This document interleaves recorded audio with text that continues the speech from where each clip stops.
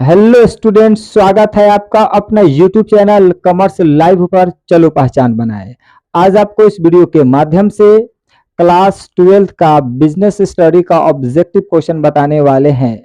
ये objective question आपके exam के लिए बहुत ही महत्वपूर्ण होने वाला है, तो आप वीडियो के अंत तक बने रहे। क्वेश्चन बताने से पहले हम आपके स्क्रीन पे लेकर चलते हैं। ये रहा, देख लीजिए आपके स्क्रीन पे, देखिए कितना ही मजेदार और कितना ही शानदार बातें लिखी गई है।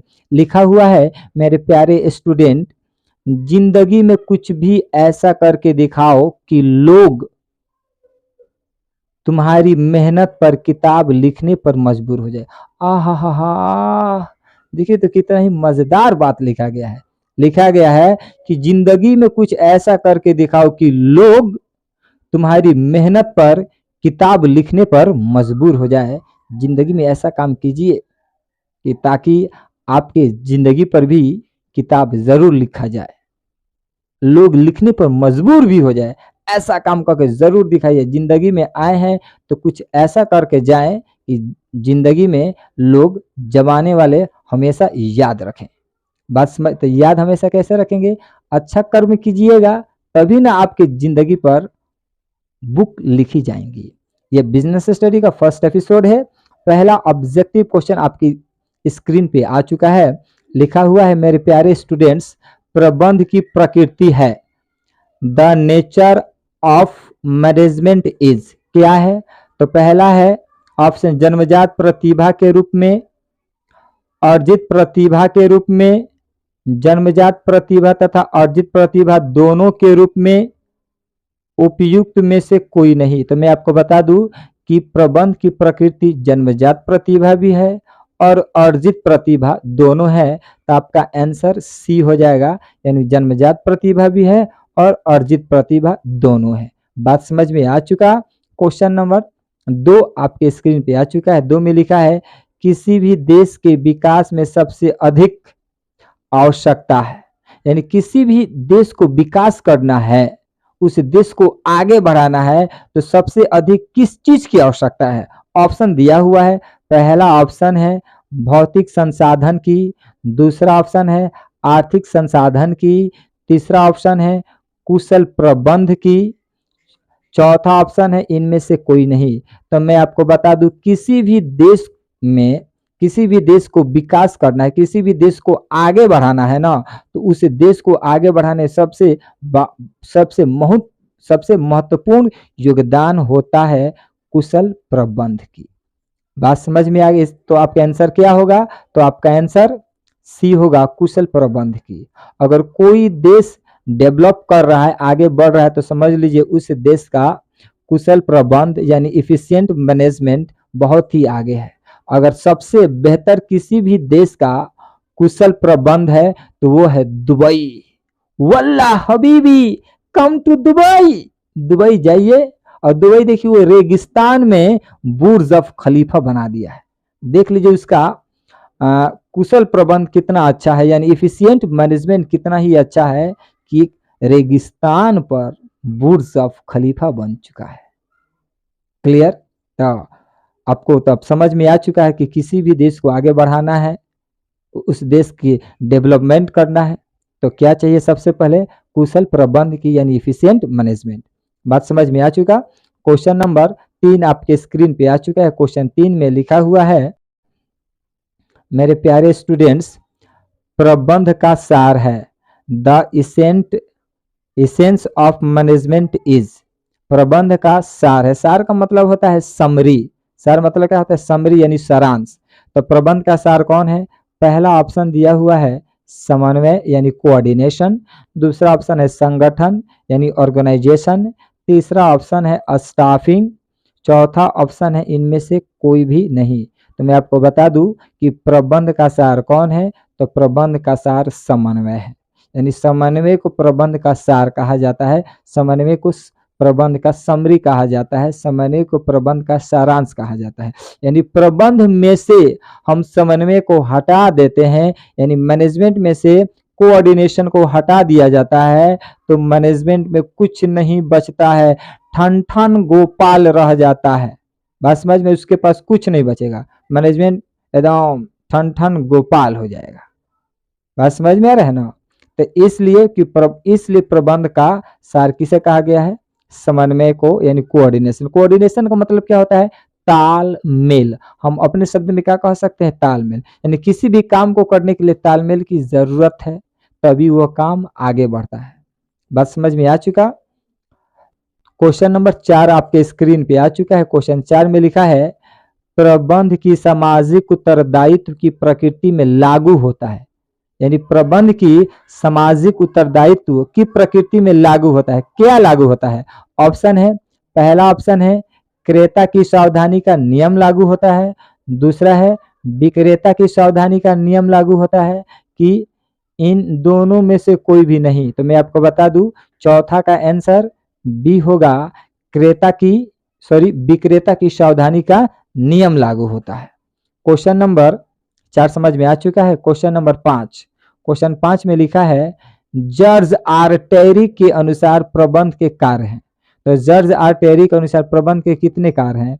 ऑप्शन है 2 हैं, 4 हैं, 6 हैं, इनमें से कोई नहीं। तो मैं आपको बता दूं, इसका आंसर 4 होगा। क्या होगा? 4।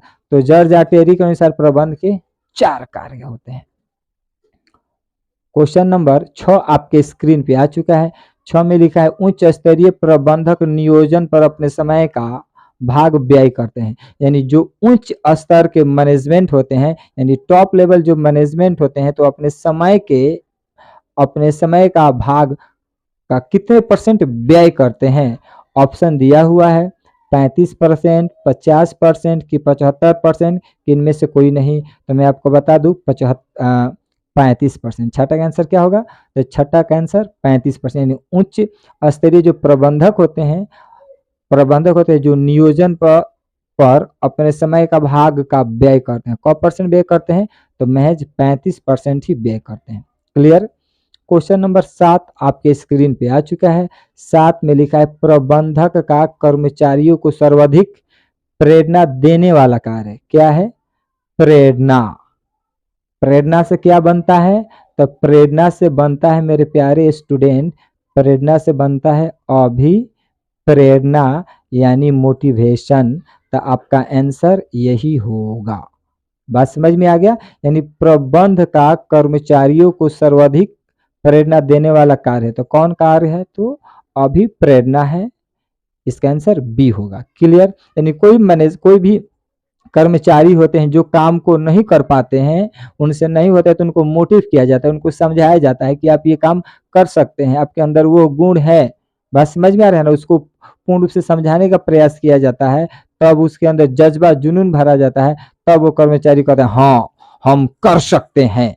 तो उसके अंदर क्या किया गया है? मोटिवेशनल का काम किया गया है, इसलिए वो बाद में बोले कि हम ये काम कर सकते हैं। तो इसका आंसर क्या होगा? तो इसका आंसर बी होगा। हम कह रहे हैं कि आप लोग का जो मार्क्स आएगा वो 80+ आएगा। आप कर सकते हैं, आप रोज 4 घंटा 5 घंटा पढ़ सकते हैं, आपके अंदर वो क्या काबिलियत है, वो आपके अंदर वो क्षमता है, आपके अंदर वो कैपेसिटी है। आप पढ़िए, आप कर सकते हैं। बस समझ में आ रहा है? तो आप पढ़िए, आपके अंदर क्षमता है। हम आपको मोटिवेट करने का काम करेंगे, आप पढ़िएगा तभी आपका बेहतर रिजल्ट आएगा, नहीं पढ़िएगा तो बेहतर रिजल्ट नहीं आएगा। बस समझ में आपको आ चुका है। क्वेश्चन नंबर 8, क्वेश्चन 8 में लिखा है, प्रबंध उत्तरदायित्व का हस्तांतरण है क्योंकि इनमें सम्मिलित है। प्रबंध उत्तरदायित्व का हस्तांतरण है क्योंकि इसमें सम्मिलित है। क्या सम्मिलित है? ऑप्शन है मुद्रा की मशीन, मनुष्य की सामग्री। तो 8वां का आंसर क्या होगा? तो 8वां का आंसर बी होगा। 9वां आपके स्क्रीन पे आ चुका है। 9th में लिखा है कि कुंटज एवं ओडोनेल के अनुसार प्रबंध के प्रमुख कार्य हैं। ऑप्शन है 5, 4, 9, इनमें से कोई नहीं। तो आपका आंसर क्या होगा? इसका आंसर 5 होगा, ए होगा। क्लियर। आपको बताएगा कि प्रबंध के 5 कार्य होते हैं, नियोजन, संगठन, नियुक्तिकरण, निर्देशन और नियंत्रण। यानी प्लानिंग, ऑर्गेनाइजेशन, स्टाफिंग, यानी डायरेक्शन, उसके बाद से कंट्रोलिंग यानी कंट्रोल। 5 कार्य होते हैं। क्लियर। 10 आपके स्क्रीन पे आ चुका है। 10 में लिखा है, समन्वय है यानी कोऑर्डिनेशन इज क्या है? तो ऐच्छिक है यानी वॉलेंट्री, आवश्यक यानी नेसेसरी, अन्य आवश्यक यानी अननेसेसरी, समय की बर्बादी वेस्ट ऑफ टाइम। तो मैं आपको बता दूं समन्वय है, समन्वय आवश्यक होता है यानी तालमेल आवश्यक होता है, नेसेसरी होता है जरूरी होता है, जिससे जरूरी होता है लोग उससे तालमेल बैठाते हैं, जरूरी नहीं होता है लोग तालमेल नहीं बैठाते हैं। क्लियर। क्वेश्चन नंबर 11 देखिए ये कितना लॉलीपॉप क्वेश्चन है। प्रबंध के कितने स्तर हैं? How many level of management are there? 4, 3, 2, 1। तो मैं आपको बता दूं 3। पहले से आपको पता है कि मैनेजमेंट के 3 स्तर होते हैं, उच्च स्तरीय प्रबंध, मध्य स्तरीय प्रबंध और निम्न स्तरीय प्रबंध, यानी top level management, middle level management, lower level management. बात समझ में आ गया। क्वेश्चन नंबर 12 आपके स्क्रीन पे आ चुका है। क्वेश्चन 12 में लिखा है समन्वय स्थापित किया जाता है। तो समन्वय स्थापित किसके द्वारा किया जाता है? तो मैं आपको बता दूं उच्च स्तरीय प्रबंध द्वारा, कि मध्य स्तरीय प्रबंध द्वारा, निम्न स्तरीय प्रबंध द्वारा, उपयुक्त में से कोई नहीं। तो इसका आंसर 12 का आंसर ये होगा, उच्च स्तरीय प्रबंध द्वारा समन्वय स्थापित किया जाता है, यानी उच्च स्तरीय प्रबंध द्वारा यानी टॉप लेवल मैनेजमेंट द्वारा कोऑर्डिनेशन को स्टेब्लिश किया जाता है, स्थापित किया जाता है, तभी वो काम आगे बढ़ता है। क्लियर। आई होप, आशा करते हैं कि वीडियो आपको समझ में जरूर आ गया होगा। यदि वीडियो आपको अच्छा लगता है तो वीडियो को लाइक करें।